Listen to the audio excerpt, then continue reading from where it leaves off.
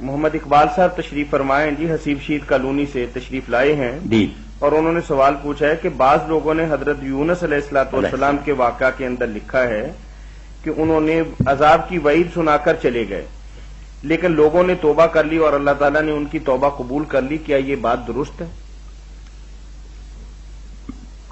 یہ غلط بات لوگوں نے بائبل سے لے کر نہ تفسیروں میں درج کر دی کہ یونس علیہ السلام نے اعلان کر دیا تھا کہ عذاب آئے گا، اور وہ باہر جا کر بیٹھ بھی گیا دیکھنے کی یہ عذاب آتا کہ نہیں، تو عذاب کے آثار نظر آئے، مگر قوم نے توبہ کر لی، روئے، جنگل میں نکلے، معافی مانگی اللہ سے، عذاب گیا ٹل۔ یہ اگر ناراض ہو کر چل پڑے کہ مجھے کہا تھا اتنے دن بعد عذاب آئے گا، اب اللہ نے ٹال دیا، تو پھر مچھلی میں پڑے، یہ ساری کہانی جھوٹی ہے۔ اور آپ یہ دیکھیں کہ اس غلط بات سے کتنا نقصان ہوا۔ میرے جو قادیانی دوست، میں ربا بھی کئی مرتبہ جاتا ہوں، ان کے بڑے بڑے جو علماء ہیں نا، وہ میرے دوست ہیں، جو پاکستان پورے کے انچارج ہیں وہ بھی دوست ہیں، میں ان کے گھر بھی چلا جاتا ہوں، عالم آدمی ہے۔ تو یہی بات انہوں نے کہی کہ اگر تم لوگ کہتے ہو مرزا صاحب کی فلاں پیش گوئی پوری نہیں ہوئی نا، کئی مانتے ہیں، مگر وہ کہتے ہیں یہ کیا ہوا، اللہ نے ٹال دی، یونس علیہ السلام کی نہیں ٹال دی۔ میں نے جب کہا کہ بھائی میرے بھائی، اگر آپ قرآن سے اور رسول کریم علیہ السلام کی حدیث سے نکال دیں کہ یونس علیہ السلام نے عذاب کی پیش گوئی کی تھی اور وہ ٹل گئی، تو آپ سچے، اور میں نے نبیوں سے توبہ کی، پہلوں سے بھی توبہ کی۔ ہم ایسے نبیوں کو نہیں مانیں گے جو اللہ کی طرف سے ایک بات کیا اور ٹل جائے، پھر ایسے نبیوں پر اعتبار کا فائدہ کیا؟ وہ کہنے لگا یار پہلا آدمی ہے جس نے تو نے یہ، میں نے کہا نکالو قرآن حدیث رسول نکالو، کہاں ہے عذاب کی پیش گوئی انہوں نے کی؟ اللہ یہ کہتا ہے کہ وہ رنج میں جلد بازی کی انہوں نے، کہ کئی سال تبلیغ کی، ابھی اجازت نہیں ہوئی کہ ہجرت کی، غصے میں نکل گئے کہ میں کیوں کھپتا ہوں، نہیں مانتے یہ لوگ دین کو، جو دفاع ہوں۔ یہ قبل از وقت ہجرت کرنا آبا قائل عباد کہلاتا نا، اجازت کے بغیر ہی آتا کہ چلے گا۔ عذاب کی کوئی پیش گوئی نہیں کی تھی، نہ عذاب کے کوئی نشان آئے تھے۔ بات حضرت یونس علیہ السلام کی ہو رہی تھی۔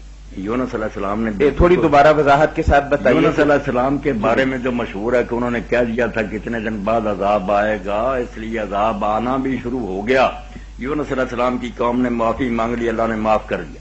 تو سورہ یونس کی ایک آیت کی بھی سارے یہ غلط تشریح کرتے آتے ہیں کہ کسی قوم کو اللہ نے عذاب آنے کے بعد معافی نہیں دی سوائے یونس علیہ السلام کی قوم کے، کہ اس کو معافی ملی۔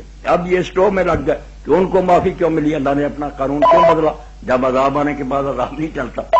مولوی صاحب اور دوسرے لوگوں نے کہا کہ نہیں، چونکہ یونس علیہ السلام نے وقت سے پہلے ہجرت کی تھی، ابھی ہجرت کا وقت نہیں آیا، اس لیے اس قوم کو رعایت ملی۔ حالانکہ قرآن مجید کی آیت جب پڑھیں اس میں تو اللہ تعالیٰ کہتا ہے کہ دوسری قوموں کو بھی یہی کرنا چاہیے تھا۔ اللہ کہتا کیوں نہ دوسری قومیں بھی ایمان لے آئیں کہ ان کو بھی ان کا ایمان نفع دیتا، نہیں لائیں، ان کی بدقسمتی۔ ایک قوم جو تھی وقت سے پہلے، عذاب آنے سے پہلے عذاب آنے کے بعد تو ٹلتا ہے ہی، یہ قانون ہے، کبھی نہیں ہے کسی قوم کے لیے بدلا۔ یونس علیہ السلام کی قوم کی اللہ نے تعریف کی کہ سارے جہان میں ایک قوم ہے جس نے تباہ ہونے سے اپنے آپ کو بچایا، پہلے ایمان لے آئے۔ باقی قوموں کا بھی اللہ نے کیا کہا کہ کیوں نہ وہ ایمان لاتی، کیونکہ اگر وہ لے آتی دوسری قومیں ان کو بھی ان کا ایمان نفع دیتا۔ اللہ کہتا کوئی یہ استثناء نہیں، ان کے لیے بھی قانون یہ تھا، مگر وہ نہیں لایا ایمان۔ عذاب کی کوئی وعید نہیں تھی، نہ کوئی ٹلا، صرف یہ کہ جب حضرت یونس علیہ السلام نکل گئے انہیں خود ہی احساس ہوا کہ ایک شریف آدمی اللہ کا دین بتاتا تھا، یار تنگ آ کر چلا گیا، ہمیں توبہ کرنی چاہیے۔ تو یونس علیہ السلام کی قوم کے بارے میں جو نا کہ ان سے عذاب ٹل گیا، وہ عذاب وہی ہے جو اللہ نے مقرر کیا کہ جو نبیوں کو نہیں مانے گا، جو قوم اسی پر ڈٹی رہے گی وہ تباہ ہوگی۔ یہ عذاب ان کے لیے مقدر ہوتا ہر قوم کے لیے۔ فرمایا وہ سارے تباہ ہو گئے، یہ اپنے اس عذاب سے بچ گئے، ایمان لے، عذاب نہیں آیا۔ باقی کوئی نہیں خبر تھی کتنے دن کے بعد عذاب آئے گا، یہ پیش کوئی نہیں تھی۔ یہ میں نے جو اشارہ کیا اس کو تفسیر سے سمجھنے کی ضرورت ہے۔ بہت گھبراہ مفسرین نے پیدا کر دیا کہ یونس علیہ السلام اعلان کر دیا کہ تیسرے دن عذاب آئے گا، یہ ہوگا۔ آپ کی تھوڑی سی رہنمائی درکار ہے کہ اب کون سی ایسی تفسیر دیکھی جائے جس میں اس طرح کے گپلے نہ ہوں۔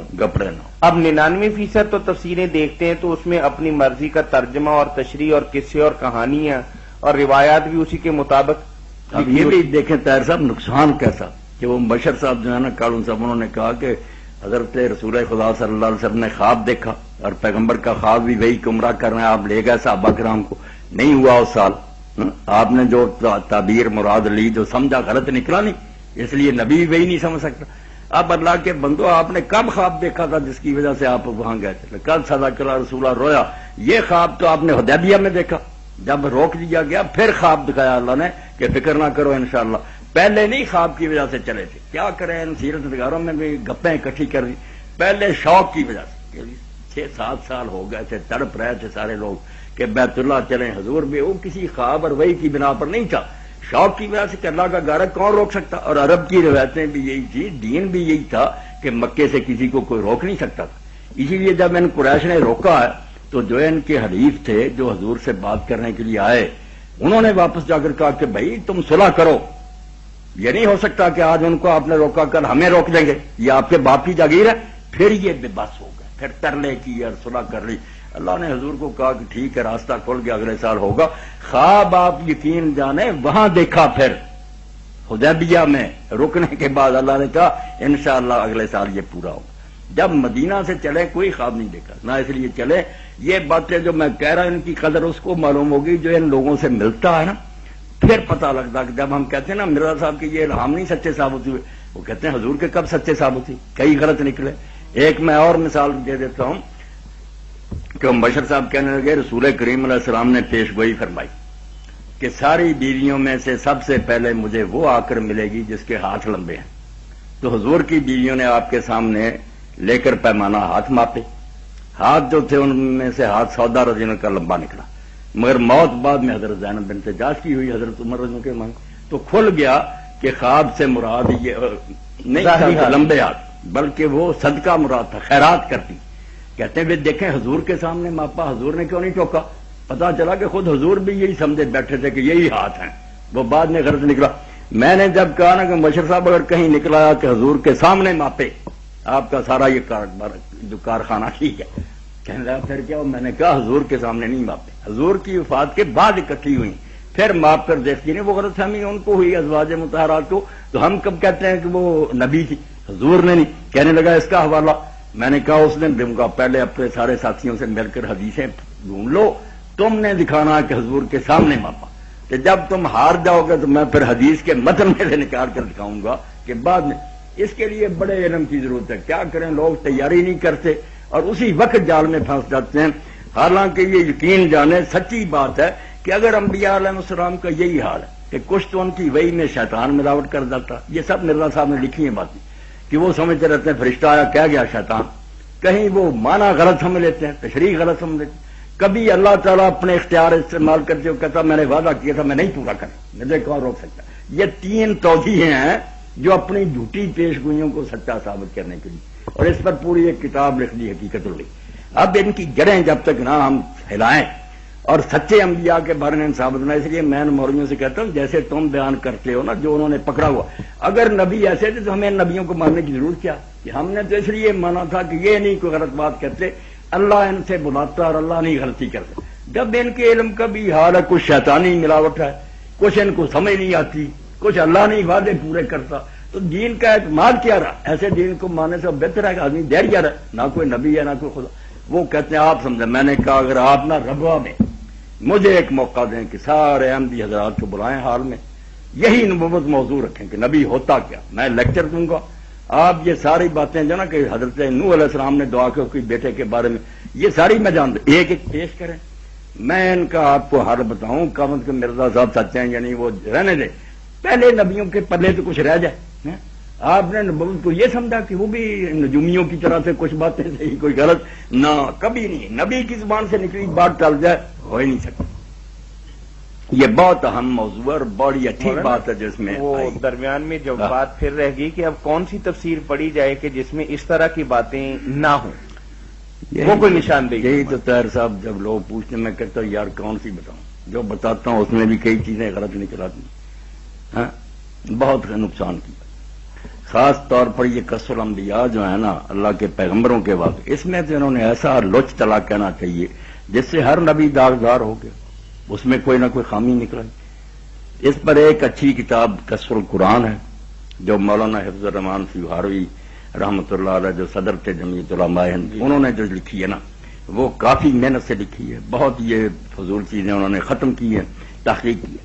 اور ایک ان دنوں چھپی ہے تفسیر موضوعی, اصل اس کا نام تھا پیام جاوید یا منشور جاوید. اب اس کو تفسیر موضوع 11-12 جلد اس کی, 12 آئی, 11-12 ضرور لے وہ ایک شیعہ عالم جعفر سبحانی لکھے، اس کا وہ صرف آدم علیہ السلام سے لے کر نہ مسیح علیہ السلام تک کامل ایمان کے ساتھ جیسے آدمی بات کرتا ہے، ورنہ معذرت خانہ سارے نہیں یہ جو موجزوں کی طرح اس نے کہا اللہ کو مانتے کیوں معذرت کرتے؟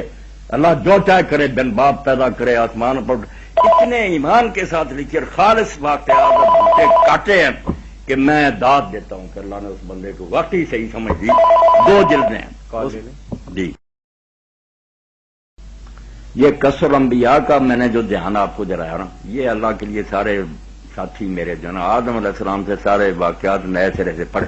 کچھ قصر انبیاء پرانے بھی لکھ گئے جنہوں نے جو بکواس تھی نا کہ داؤد علیہ السلام نے بیوی چھین لی یا یہ ہوا، سلیمان علیہ السلام نے یہ کر دیا، ایسی ہی تفسیریں بڑھ دی ہیں. یوسف علیہ السلام کے قصہ میں وہ بدماشی کی ہے کہ 7 گریں تھی، ایک ایک معجزہ دیکھا، پرندہ بھی بولا، یعقوب علیہ السلام بھی آئے، یہ بھی ہوا، دیواروں پر بھی اللہ نے لکھا، وہ نہیں چلے، کھولتے چلے گئے، حتیٰ کہ بس کھیل شروع ہونے لگا تھا تو اللہ نے کہا جبریل اب تو معاملہ ختم ہو گیا. انہوں نے پشت پر آ کر ہاتھ مارا تو ساری منی ٹپ کر باہر گئی، تب یوسف علیہ السلام بچے، ورنہ کام خراب. دیکھیں یہ تفسیر ہے، یہ قرآن کی شرح کر رہا ہے، اللہ کے ایک نبی کا یہ حال ہے. تو یہ ان کو چھوڑ کر صحیح واقعات جو ہیں ان کو ضرور پڑھیں. یہ قرآن کا بہت بڑا موضوع ہے. اللہ نے انبیاء کی داستانیں تو بیان کی تھی کہ نمونے کے انسان دیکھنے تو یہ لگاتار آئے ہیں، گندے ماحول میں رہے ہیں، پاکیزہ ہیرے ہیں جواہرات، مگر ان پر بھی انہوں نے گرد و غبار ڈال دیا. جی